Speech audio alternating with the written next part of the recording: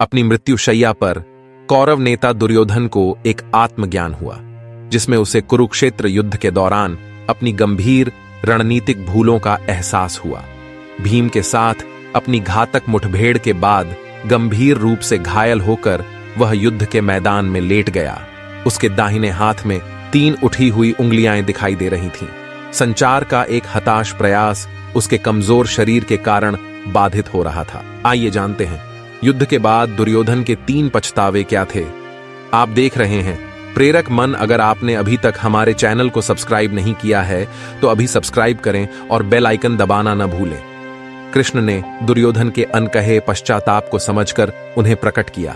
सबसे पहले हस्तिनापुर की किलेबंदी न करना एक गंभीर भूल थी, क्योंकि इससे सबसे शक्तिशाली पांडव सेनापतियों को भी चुनौती देने वाली एक दुर्जय रक्षात्मक स्थिति बन जाती।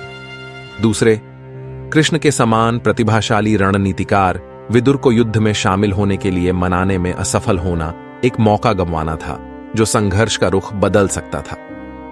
अंत में द्रोण के निधन के बाद अश्वत्थामा को सेनापति के रूप में नियुक्त करने में देरी महंगी साबित हुई। अश्वत्थामा के बेकाबू क्रोध को कम करके आंका गया था और युद्ध के 18वें दिन तक, जब कौरव सेना गंभीर रूप से समाप्त हो गई थी, तब तक उसकी क्षमता का कम उपयोग किया गया था। कृष्ण की अंतर्दृष्टि ने कुरुक्षेत्र युद्ध के परिणाम को निर्धारित करने में ठोस रणनीतिक निर्णयों के महत्व पर प्रकाश डाला, जो इस प्राचीन महाकाव्य और इसके कालातीत पाठों पर एक नया दृष्टिकोण प्रस्तुत करता है।